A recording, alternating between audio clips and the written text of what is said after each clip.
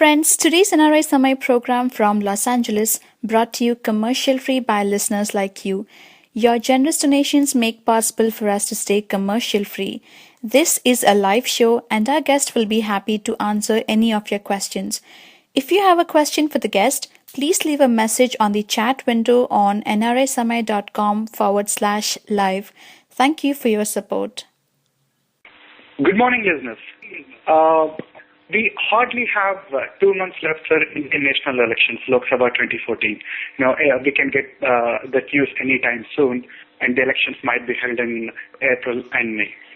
So, as every weekend we try to get shows about current Indian politics, for the next 8 weeks we try to bring more shows on Indian politics and how the things are shaping up, and we'll try to bring some more NRI perspective to see how NRIs from here look at the Indian politics. And we will try to bring some shows from the Indian contestants and other part-related activities too. So to start with this weekend, we have George Abraham. He is from Indian National Overseas Congress I, USA President. And we have Adapa Prasad. He is from Overseas Friends of BJP Vice President. And we have Pran Kurup.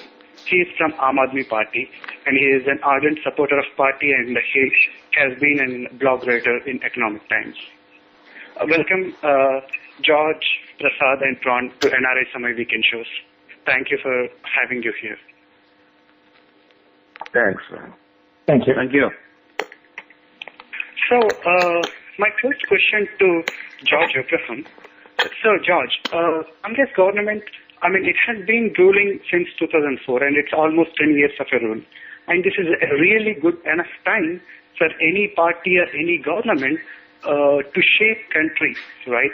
So if I ask you the question, like, if you can brief the achievements, how do you list? What are the points that you put forward to show that Congress government has achieved this for the, country? Thank you, Ashia, for inviting me to the forum. And let me make a correction first. I'm the chairman of the International Overseas Congress I here in USA. Speaking about the Congress parties, especially the UPA's achievements in the past 9 years, there are a whole lot of achievements to list. And but somehow I feel that our party might have failed somewhat in communicating them properly to the man on the street. If you look at some of the landmark legislations they have accomplished, the Right to Information Act, if you look at that, that's what really exposed a whole lot of behind-the-scenes deal-makings and brought it to the light. And Mahatma Gandhi National Rural Employment Guarantee Act, which provided jobs to millions. And the National Food Security Bill that has passed, which assure a safety net for nourishment of 2/3 of the population. And the recently enacted the rape law, India rape law, a sweeping law to protect women against sexual violence. And the Indo-US Civil Nuclear Treaty, I'm sure you would agree, that not only legitimized India as a member of the nuclear club, but also elevated our status internationally. And ultimately the Lokpal bill, eventually the last parliamentary session has passed, which would deal with corruptions everywhere, at all facets of life. And these are all the landmark legislations UPA government has really put forth and made it into law. But yet, as I mentioned to you before, yes, we really have failed to communicate that properly so that a positive impression is not there created yet. But in addition to all that, if you really look at what has been happening in the private sector, the government has initiated the FDI in multi-brand retails. And if you look at some of the other achievements, like 5.6 lakhs villages are right now connected with high-speed broadband. And 2.5 lakhs panchayats are now, connected with a high-speed broadband. And power lines are now connecting about 5.6 lakh villages. So about 2 lakhs kilometer roads, new roads have been built. So there are a whole lot of achievements have been done. Not only that, even in terms of corruption, which is really one of the biggest criticism of the UPA government. If you take a look at that, government has introduced number of other measures in the parliament, the whistleblower protection bill and so forth, which really paving the way for providing definitely better governance, cleaner administration, and I'm sure UPA is on the path of really making tremendous progress for the country, and in the next couple of years, I'm sure it will be much more reflective as India progresses. Thank you, George. I mean, this is a nice list of achievements that UPA achieved in the last 10 years. And if I go to my next question to Prasad from BJP. So, Prasad, if any country has to run good, it needs the support of all the members in the parliament, and all the political parties has to work together and need to provide a constructive criticism or a constructive, opposition. As a BJP, as a major opposition party in the country, how would you think that what BJP has achieved in the 10 years in terms of either trying to provide a constructive criticism or trying to stop the government in doing the negative things or that may not help the country? So how do you think that BJP has worked on that front as a good opposition party? Well, as the main opposition party, Bharatiya Janata Party in India has relentlessly brought to the attention of the people the unprecedented corruption and loot that has been happening in the country, which also led to the colossal economic failure and the inflation. This is a record inflation when you compare with the NDA government. And the corruption, the ministers are shielded by the Prime Minister, even though he is perceived to be a good man and an educated man. And also, BJP is bringing attention to the people about the massive national security breach and weak response. China has been getting into the Indian borders inch by inch. Slowly but steadily they are coming, and that they're claiming their land, and we are every day, every week, we are pushing backwards. And we don't even know until August, until the Shyam Saran report came into light about what China has done. It has taken 640 square kilometers. And again, the other issue that BJP is bringing is unashamed minority appeasement. And Prime Minister has said in the UPA first government that minorities has the first right on the economy of India. And by doing that, they are causing a division in the society. And the fifth thing is audacious misuse of authority and power through CBI, bending the rules and making their own allies or their adversaries to come as allies. A best example is Samajwadi Party and Mayawati Party have been supporting the minority government of Congress Party only because of the CBI cases. Mayawati CBI cases were withdrawn only like a month ago, like in the month of December, and she was given like 5 houses in Delhi. These are the audacious misuse of authority and power. And then the final thing is, if you summarize this one, it is the complete indifference to bring back the black money from foreign lands. BJP as an opposition leader has supported some of these so-called great bills. One was the Lokpal bill. Why Lokpal bill was never introduced in the parliament before? Only when elections are coming now and when Aam Aadmi Party has won, at least as a second party decimating Congress in Delhi elections, they got this wisdom to go ahead and clear the Lokpal bill. And BJP, of course, without BJP's support, it would not have come into limelight.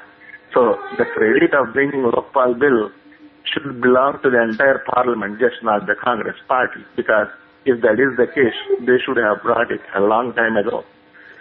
So these are some of the things, issues that BJP has, and BJP is promising a corruption-free government, lowering the inflation and turning around the economy. Yeah, that is very true, Prasad. I mean, it's the credit of successfully passing the good bills. They definitely will go to both the parties because it requires the support of the parliament. So let me take this question to Pran. So Pran, we have heard from BJP and Congress, which is one is a major opposition party and one is the ruling government. But over the past 10 years, there has been a strong civil society voice has been raised for the 10 years. And most of your party members have been members of such civil societies, right? So how do you think that as a civil society members or the forces from outside the parliament, how did they work for the betterment of the country over the last 10 years? See, I think I beg to differ with all three of you, particularly on the issue of Lokpal. I think the credit for the Lokpal bill having been passed ultimately belongs to the people of the country. And when in the height of the Lokpal, agitation, all these political parties had come together and made some promises to the country by passing a unanimous resolution in the parliament, and they simply didn't follow through. They eventually passed a Lokpal bill which didn't address those issues.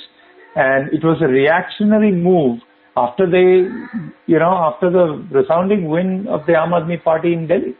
So it's not that, today both the Congress and the BJP are claiming victory for the Lokpal bill, when in reality, when they should have done it 2 years ago, they didn't do it.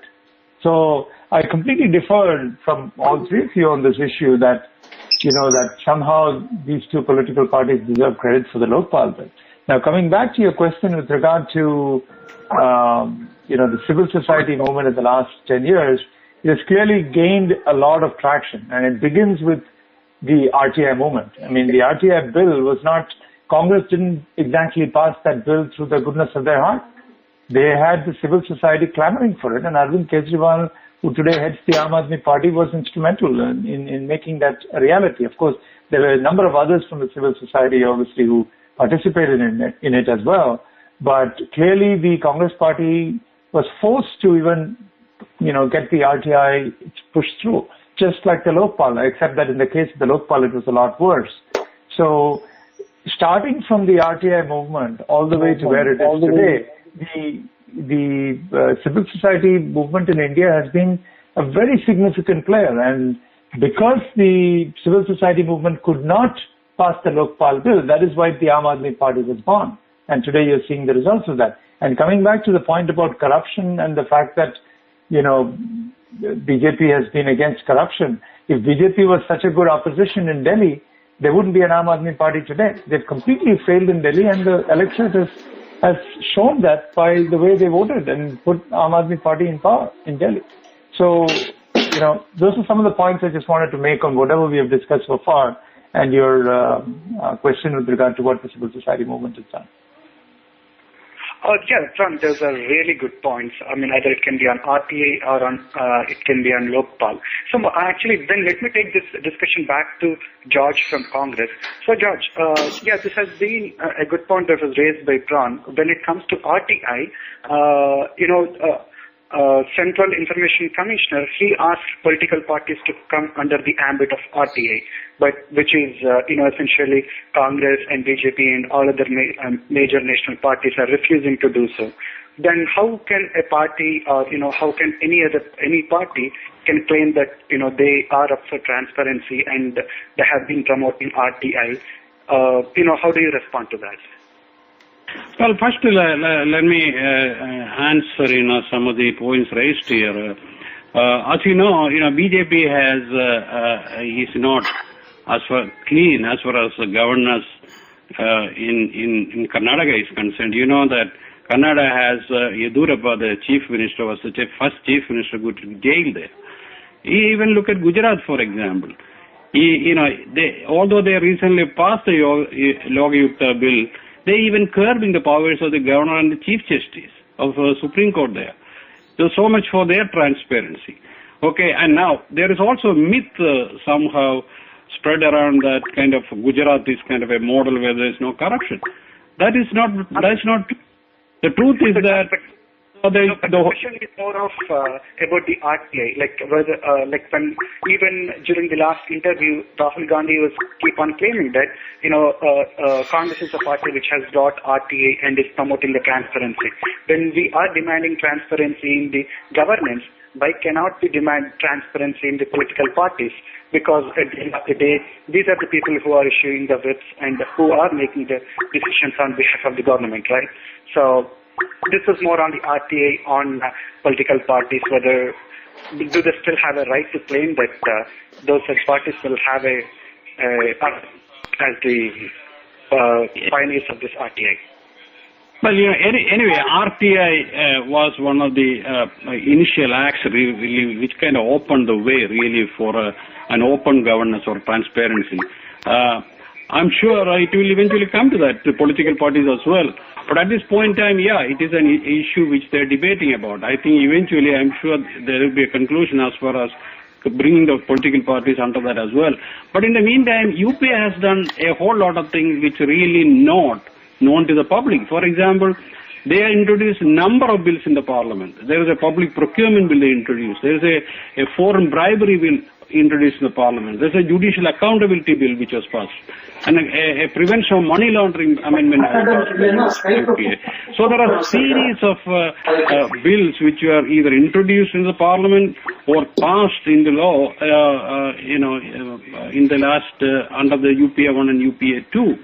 So I think we are definitely making progress in that regard, especially with the passing of this Lokpal bill. I definitely give credit to many other civil society groups and outside groups really pushing the government and other political parties in order to achieve this. But that's quite normal, because always political parties or the government react also to the demands and aspirations of the people around. So I think it is quite normal as well. But as you know, UPA is a coalition. In a coalition government, there are pressures there which will really play a role in how you're going to create or format a bill, and which will eventually become law. That is true, George. So actually we have several calls on the line who would like to have a word with you or ask you a question. Let me bring one of them to the line. So, yeah, do we have Anurag? Hello? Hello? Yeah. Can you tell your name and place from where you are calling?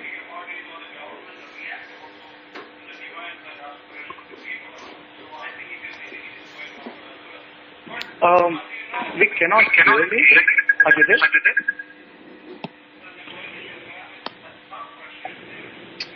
Okay, yeah. Let's actually go back to our discussion, because it looks like the person might have dropped.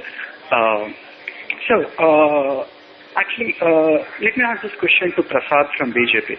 So, Prasad, as it looks like the media has extensively promoting, as a Namo as in possible prime minister, for the prime minister candidate, or it is showing that most of the people are behind Namo for this term. So how do you think that as in people who are NRIs or people sitting from outside India, how do you think that people can contribute towards this political change in India?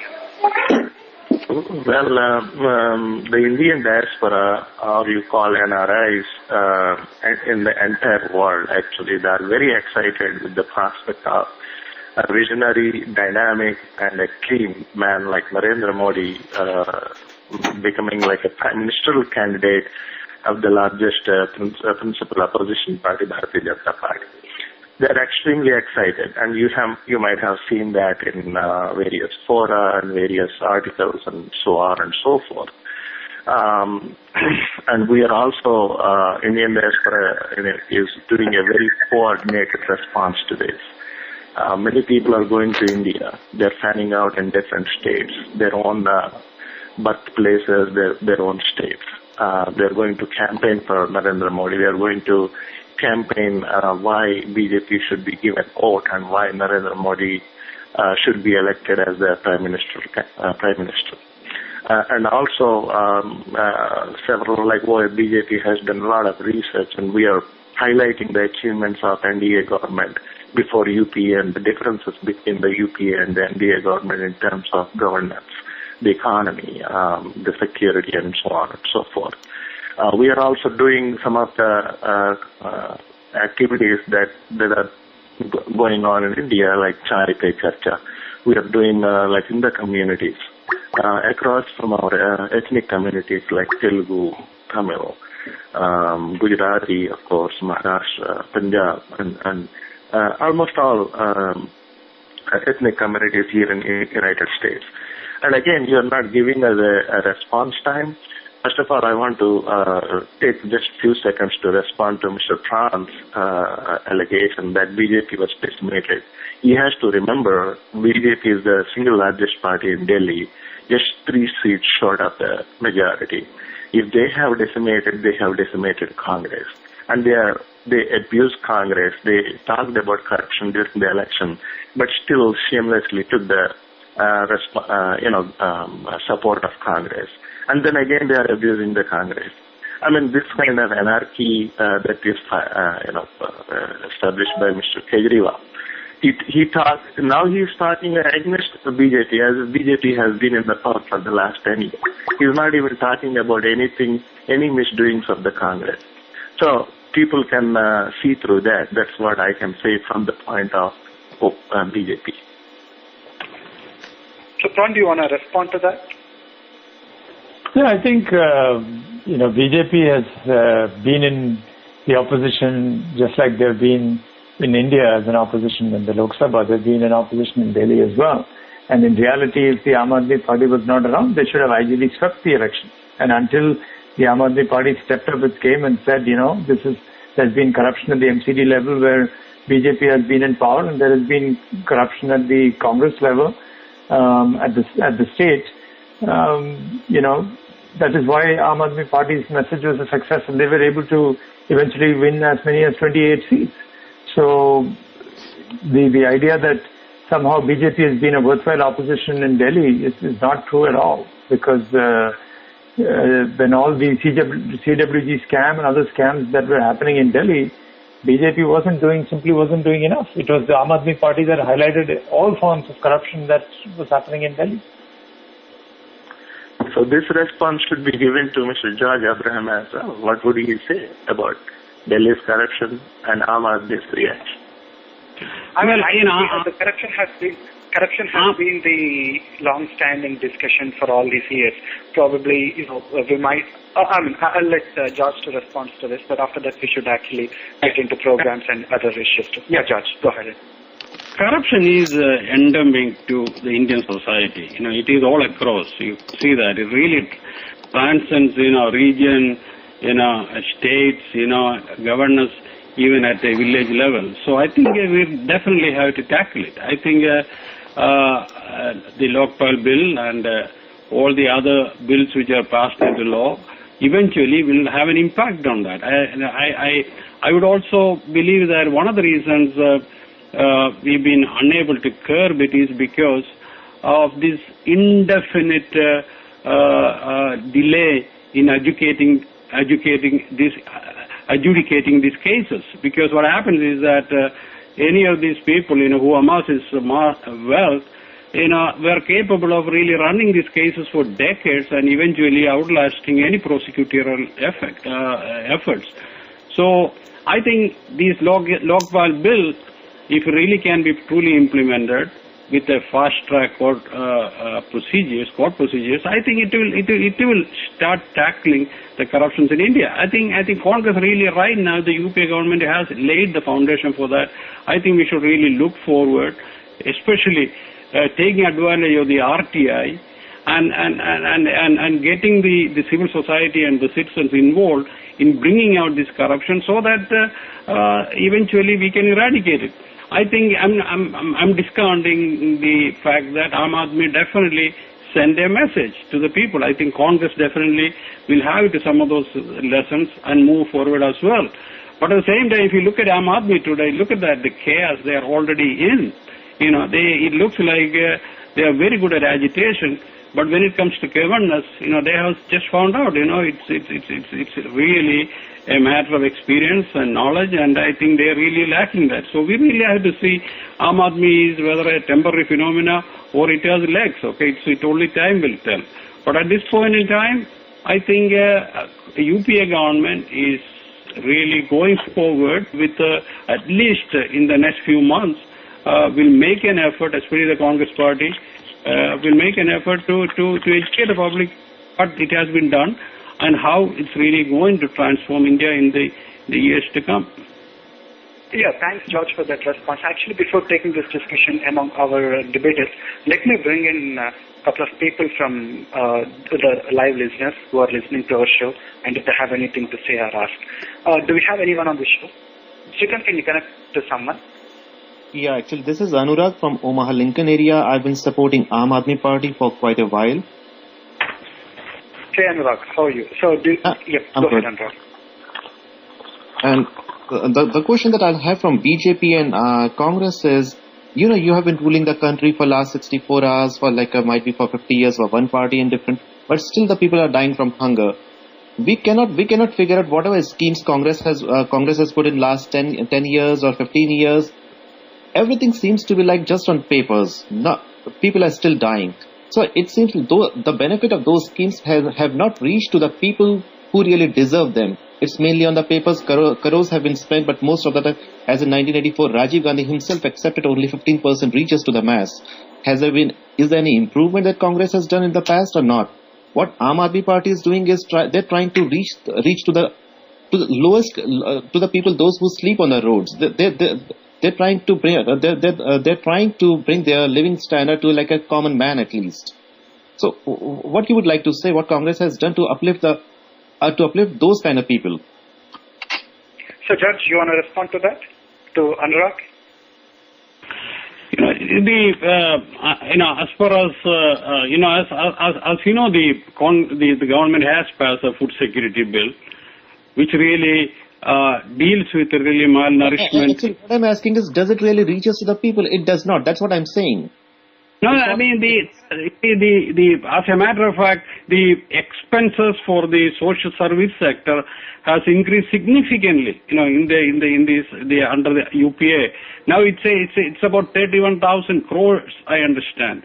So I think UPA is making progress in reaching out. As a matter of fact, our per capita income has really tripled. And if you look at that, the percentage of people who are really elevated to the middle class has become a substantial number. So it looks like the accusation that Congress hasn't really done anything, that's unfair, because if you look at Mahatma Gandhi Rural Employment Act, which really issued about 12 crores of cards to the Judge.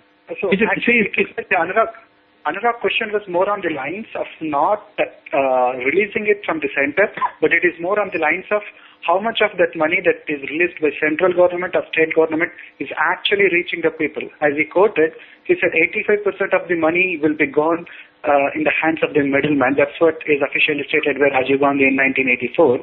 So how is that status now? What did either Congress or BJP government, because BJP ruled for 6 years and Congress ruled for 10, 15 years during that period. So what this government has done to improve that leakage. Who is asking this question? This is Anurag from Lincoln, Omaha. Okay. This is Mr. Anurag. This is Prasad. I'm representing overseas friends of BJP. I want to give you some answer on this one. It's very naive of you, or it is ridiculous to ask that why hunger is being removed by Aam Aadmi Party in 1 month in Delhi streets. What are we talking about? It's just 29 days, 1 month. This man, Mr. Kejriwal, came as the chief CM of India. You say that he is removing the hunger from the streets? United States of America became independent 300 years ago, and we see still hungry people in New York and every downtown of the major cities in United States.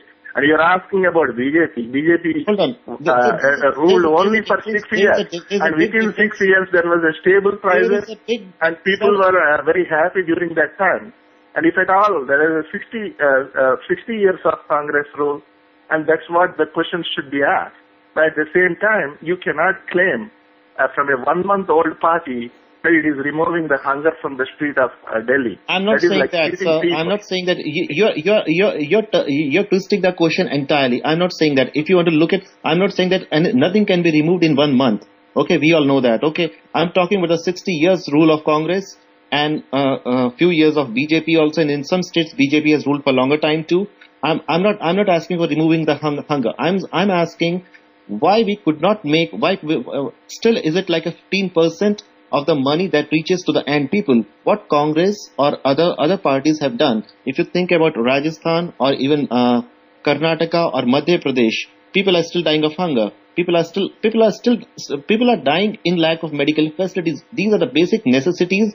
What at least Aam Aadmi Party has started in Delhi to reach out to the people, those who just live on the streets, at least so that they can at least live a life, at least live. So you think that the other state governments have not reached out to the party, reached out to the lowest level? They have not. Is that your opinion? Exactly. Can you show the stats? Sorry to interrupt. Exactly, that's what I'm saying. Sorry to interrupt. So we have actually several callers waiting on the line. So instead of making this as a discussion between two people, let's actually get another caller and see how he wants to, if he has any questions for any one of you. So Yogesh, are you on the line? Yogesh? Yeah, I'm on the line. Okay. Can you tell your, the place from where you are calling and whom you want to ask a question? Well, so I'm in San Jose, California, and I wanted to ask the BJP representative. So they claim the development model, and Modi is going to come and change the face of the nation. But why is he not able to change the face of Gujarat? It seems like all in the air. So why, in spite of keep on attacking AAP, why doesn't he just talk about what is he going to do if he comes to power? Well, I can answer I can join that particular argument and talk a little bit, because Gujarat is definitely... Is that the question for me, the BJP representative? Okay. Yeah, Prasad. I want the moderator to tell me. Yeah. Okay. So if you go, give me a go. So basically, go ahead. From both. Yeah. Prasad Okay. and George both. So I'll start with you, Prasad. Yeah. Okay. I'll just give a brief answer. Gujarat's development has been recognized by the United Nations also. Chhattisgarh government got an award in 2007 for the mass distribute for the PDS system. I do not know what it stands for. Some distribution system. So up to the lowest level, the distribution of food grains or any provisions that government schemes were intended for were distributed in such a great manner with such a system. The United Nations recognized that. Similarly, in Madhya Pradesh, they have wonderful schemes that were actually successful in their implementation. Coming back to Gujarat has overall complete development. If anybody has gone to Gujarat, they would understand what it is, and that is the reason why some of the youth from UP and Bihar who have been working in Gujarat have taken that message back to their home states. So when Modi comes to power, he will definitely have a very good improved condition of India. And just to back up that evidence, within the 6 years of rule of NDA government, they laid out the plan for the Golden Quadrilateral and changed the face of the transportation system in India. And also they had plans before they were defeated in 2004 to link the rivers, and that is another promise to link the rivers when BJP government comes to power. That is a major scheme, and so that if the water goes to even desert areas like in Rajasthan, of course, they already have a Narmada canal, and cities like Chennai where drinking water problem is a perennial problem. So these are the things they want to do in a mega scale. I'm done. Thanks, Prasad, for responding. So George, you wanted to say something, right? So yes, I just want to say that this Modi's model of development of Gujarat is really a myth, which is really propagated by a very good PR machine. I'm sure financed by Modi and company.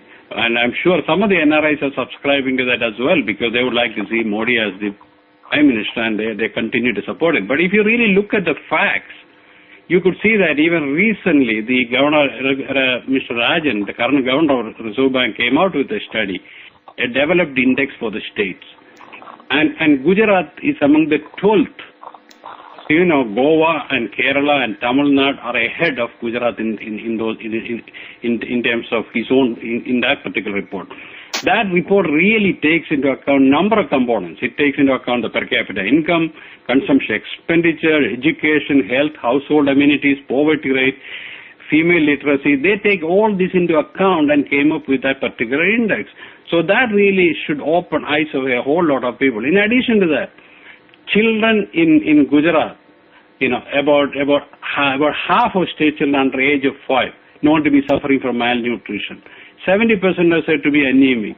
According to the report of global hunger among major 70 states in India, Gujarat ranks 13th in hunger index. Okay, and if you really look at various indices, whether it's infant mortality, quality health care, consumption, gender ratio, minimum wage, underage employment of children, sanitary facilities even in school, you could see that Gujarat really ranks below other states. So this is really a myth being propagated by Modi and Modi supporters to show that Gujarat development. I can tell you, I'm from Kerala. I don't think we need Gujarat model of development. Gujarat development model also includes Modi, who we all know presided over a massacre of the minorities in Gujarat. Probably we need to avoid getting onto an individual attack. If you bring the massacre thing, I have half an hour to tell about Congress atrocities and Rakshas behavior. No. We need to move on to other important discussions because this is good to make listeners understand how NRIs or how the people residing in other countries can help Indian politics.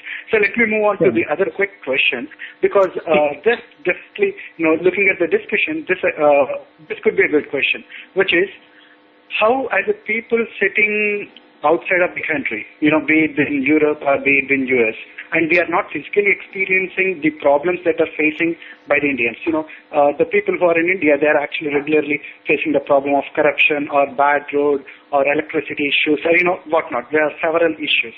So while NRI or while a person sitting outside of India, while he is actually thinking about the country in terms of development and all those things, how he looks at and how he tries to analyze the situation.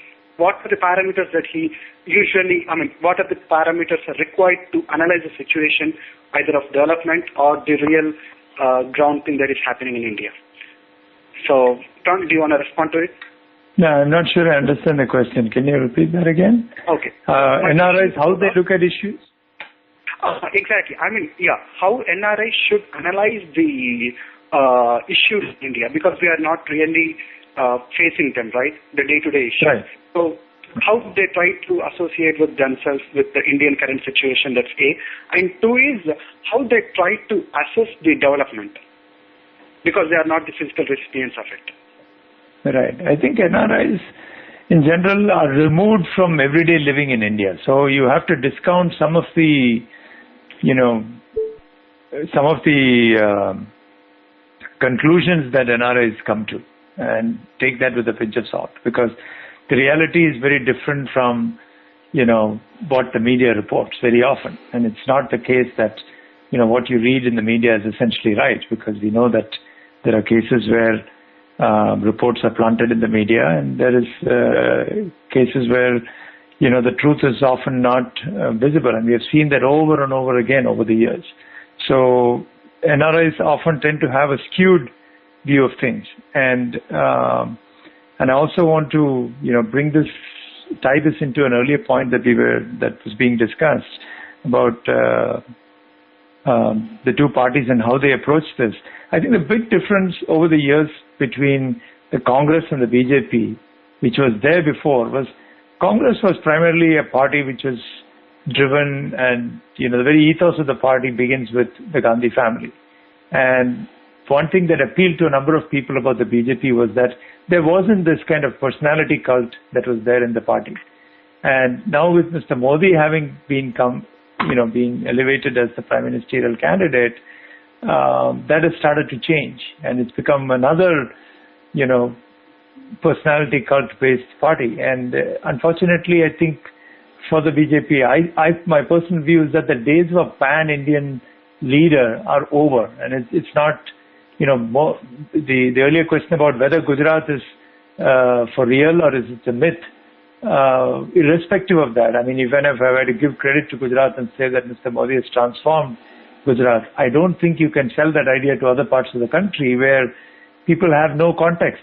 Somebody living in the state of Kerala has no idea as to who Modi is or what his transformations he's done in Gujarat, no matter how much you tell them. They cannot simply relate to it. I think the difference here is that Aam Aadmi Party has a message of empowerment of individual people, and that is what I think resonates with people across the country, and that is what I think has worked with NRIs as well, although we are so far removed from the reality of day-to-day activities in India. The idea that it's all about empowering the common man on the street so they can participate in governance, so they can be more involved in the process of what's happening with their government. I think that is a very powerful story. That's why you're seeing the rise of the Aam Aadmi Party, and NRIs is very strongly behind that because of this. Okay, so we have callers on the line who would like to have some question. Do we have anyone on the call? Srikanth, do we have someone? Anurag is still here. Oh, okay. So, okay. Yeah. So my Prasad, so my question to you, basically, now India has almost of 10 crore voters as their young voters. Whenever the word young comes in, then the immediate question raises is employment. So what do you think that Narendra Modi is offering in terms of employment to the young people who are graduating now? Well, I have to see, when you're asking question about NRS perspective, I think all three has to respond to that, okay. And I'll also respond to what Modi will be able to do that. From NRS perspective, NRS should realize, how should they analyze, because they are far away from their motherland. So in the comity of the nations, they should, they feel that their country, India, should take its genuine place. And for that to happen, there are certain parameters that NRIs looks for. It's security, first of all. Any NRI would not tolerate its motherland's border getting incursion from a border state like China, or their soldiers being beheaded by neighbor Pakistan, and then our government never responds to that properly. So those are some of the things bother NRA, a regular Indian diaspora person. The other thing is that they're not much bothered about the inflation because we are not suffering there. However, our friends and families, particularly our families, are there in India. And when you go there, when they complain about these things, and you also realize, if you go 1 year, there are certain prices and there is certain amount you spend on the streets. And then you go next year or after 2 years, it is a shocker because it's again completely different. It's even more higher prices. So those kind of things are also one of the parameters for NRIs to assess about how their government, the government in India is doing. And then they look at the infrastructure, overall development.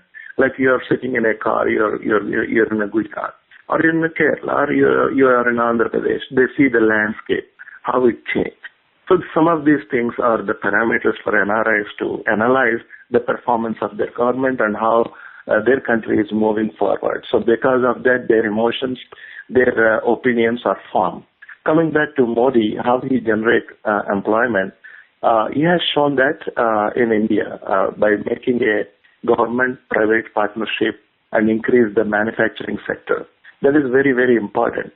Mr. Rahul Gandhi also told the same thing, that he will do that will make India as a manufacturing hub.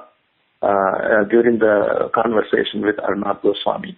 And that's what United States say always, because United States has a job problem. It's because its manufacturing units have moved to China, and United States is getting imports from China. That is not going to solve your employment problem.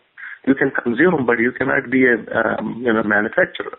And that's what Modi is intending to do, that create an environment for a private-public partnership and then generate lots of employment. And that is the reason why so many people from different states are living in Gujarat today. If you look at Surat, there are about 1.6 million, about 16 lakhs people they're in that district, Surat district. Similarly from Uttar Pradesh. So that is the environment he created, so much from Kerala and Tamil Nadu. So you create this environment for a public-private manufacturing basis and then increase the employment. That's what I can say for now. Okay. Thank you, Prasad. So, George, do you have any say on how Rahul Gandhi or how the next Congress government is trying to push forward this unemployment issue? Can I also answer to the previous question how the NRIs definitely aspirations are as far as the Indo-US relationship is concerned, or how India ought to progress moving forward? I'm sure India and US have a lot of shared values. Some of those values, of course, include democracy, freedom, rights for every citizen. So these are all the values I'm sure we cherish. I think most of the NRIs, I'm sure we must be fortunate to have been born in a democracy and been able to come here and live in this country, immigrated to here. And those shared values are there, and I'm sure every NRI would like to see India's democratic framework, secular framework, those freedom, fairness should be protected and preserved.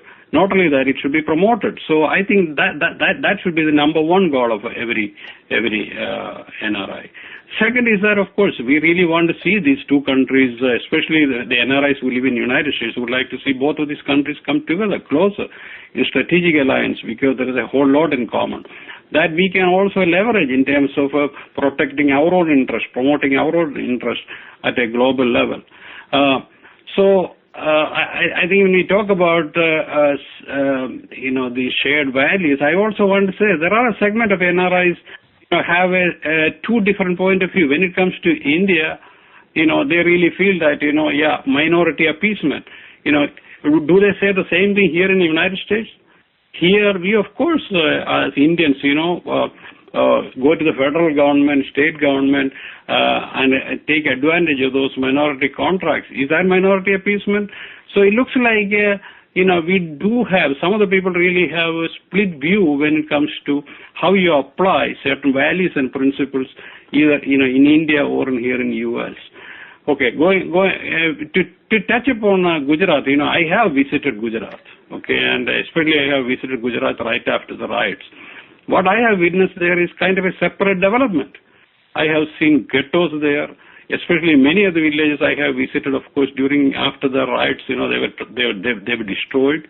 And as an NRI delegation, I was part of it. And when we visited one of those villages, and we were driven out by a group of people who said that particular village is Muslim free. So here, BJP is promoting a leader who really is nothing but a poster child, as one of the U.S. Religious Commission member put it, for its failure to punish the violent. And he is being promoted, who really will be campaigning on division, dividing people, promoting this religious and caste basis, and eventually, I don't think it will really going to do much better for the welfare of the state, for going forward, especially as far as integrating into the global arena where right now, we all have to work together despite of our differences. Religion is a personal preference. I think we shouldn't really highlight that in our social or political arena in order to appease to people or get votes. Okay. Actually, let me take back this question to Pran. So, Pran, how do you think that in any political party nowadays, especially for this next Lok Sabha elections, what are the positive things that they need to take forward for the campaigning? Like how they can motivate the people to get into the campaigning mode, or to be part of these kind of new politics, or what kind of a positive message that they need to get into the people, other than corruption and all these negative issues. Right. I think, like I was going back to my earlier point about, how it's become very difficult to have a pan-India sort of leader and try to drive an agenda based on the leadership qualities of one person. I think it's much more effective if you had a message which appeals to all and sundry. So personalities are out of the picture, and it's more a question of, do people believe in the message more than the messenger? It's all about the message than the messenger. So if you had talk about, people empowerment, where people come together and solve problems with the government acting as a sort of a catalyst for action. So the whole concept of Swaraj that the Aam Aadmi Party stands for is about decentralization, so that there is funds, functions, and functionaries being brought down to the lowest level of governance. So you have people making decisions and making coming to decisions about how money is spent, coming to decisions about how they run their groups within certain sections of each state and village. I think that is the message that the Aam Aadmi Party is carrying, and that seems to be working. It's independent of who is the lead or who is not the lead. That is immaterial. The question is trying to say that we are going to decentralize to a point where the power is not so centralized. I mean, somebody sitting in the Delhi Chief Minister's chair does not have to deal with the problem with your street light or some other issue that you have in your locality. And we saw that in the Kidke extension, where people were having a small problem there and the police was not responsive. So something as simple as being able to decentralize, the entire structure will reduce corruption and bring about, wholesale improvements in the lives of people. And that's the message that the Aam Aadmi Party is trying to push. And I think the fact that you're seeing so much of activity about the Aam Aadmi Party across the country is because that message is starting to resonate. Now, whether it will have legs like Mr. George was saying remains to be seen. And I'm not sort of predicting a big Aam Aadmi Party wave and coming to power in the center or anything to that effect. But I think the fact that we are trying to get that message out is what we are all about. Yeah, actually, we are short of the show, so I would like to ask one final question for everyone, which may, this more like in total start with Prasad. So Prasad, if anyone in US or and abroad, if they would like to be part of Narendra Modi's PM campaign or BJP's electoral battle, what do you think that they should do? How they can contact you, or what are the activities that can be part of?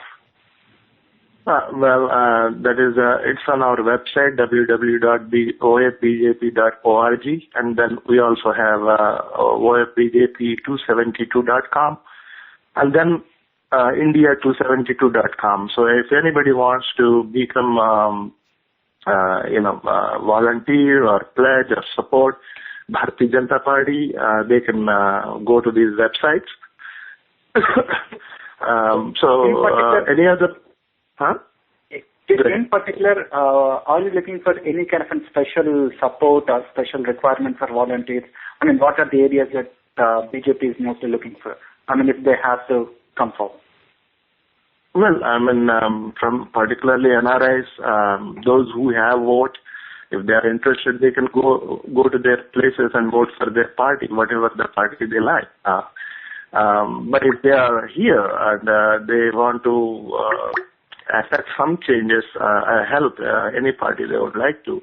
So for BJP, what we are asking them to is call their friends and family back home and vote for ask them to vote for BJP and explain why they should bring BJP to power this time. Okay. And we have several talking points. We have this inflation and all that, corruption, and then we have communal Congress. Congress is communal. That's what we say because that's what they dwell on, thrive on, in creating a monster out of BJP for communal. But actual communal is the Congress, and that is the reason why they bring communal violence bill. And we are explaining the communal violence bill propagated by Mrs. Sonia Gandhi from 2005. So we are doing that on phones in writing to our brethren back home. Yes, thank you, Prasad. So let me take this question to George. So George, if anyone would like to volunteer or support Congress prime ministerial candidate or Congress electoral campaigning, what do you think that they should do, and what are the areas that you are looking for them from them? Well, as far as I know, the International Overseas Congress is concerned, we have a number of chapters, especially India state-based chapters. They are involved, in getting volunteers. Primarily, we do the phone banking and encourage, of course, our friends there in India to get involved. And some of them, of course, would also go from here. In my case, for example, I have gone in a number of elections to campaign for the candidates there, especially for Shashi Tharoor. I was in Trivandrum campaigning for him about 4 weeks. So I think that's how we spend it. As far as the funding is concerned, there are very strict laws regarding funding of the campaign. So I think that is not something I think we should really get involved in. And as far as the overall support of the NRIs, I'm sure NRIs would like to see a stable, diverse, and a respected government in the global arena. I'm sure they really have a say in the matter, because the diaspora definitely play a very vital role in the development of India, and I'm sure their wishes and aspirations really have a whole lot of value, and I'm sure many of them sit on the sidelines, but on the other hand, there are some who really actively involved in bringing about change. I think NRIs generally, I would say, aspire for a very stable India, and I think Congress party has really provided stability in the last 9 years in governance. I think right now these statements about Congress's demise, I would say, to adopt a line from Mark Twain, it's early demise or is highly exaggerated, and I hope people in the next 3 months will learn definitely much more about what they have accomplished, and eventually come to the conclusion that only Congress can really provide a stable governance there. As you know, the Modi is a candidate supported by RSS. RSS is an organization. One of the members really killed Mahatma Gandhi, was the father of India. And he, Mahatma Gandhi... You were saying lies. We should not get into... Never say lies, okay? It's a broad... What Mahatma Gandhi offered is tolerant vision of the... No member of RSS ever killed Mahatma Gandhi. You should be straightforward, because this was declared by Nehru government. Let me take this back to my... Mahatma Gandhi, he offered a tolerant vision for the... That's what I think NRIs support. Never say RSS member killed Mahatma Gandhi. That means you are doing disservice to your nation, because don't say lies.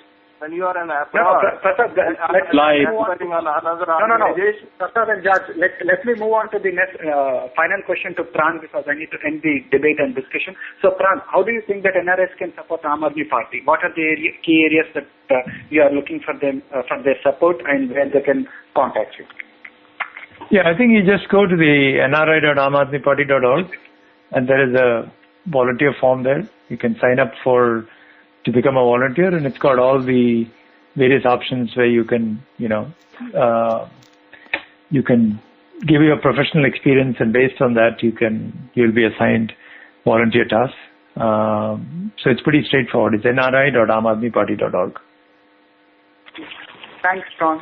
And thanks, George, Prasad, and Pran for joining us. And this is our first show on this election fever 2014 Lok Sabha elections. So we'll be coming up with more shows on the next coming weekends. Stay tuned to NRI Samai and try to be part of the discussion.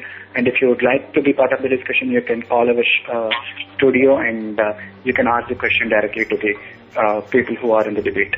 Thank you, everyone, and have a wonderful day. And thanks all the participants. Thank you. Thank you. Thank you.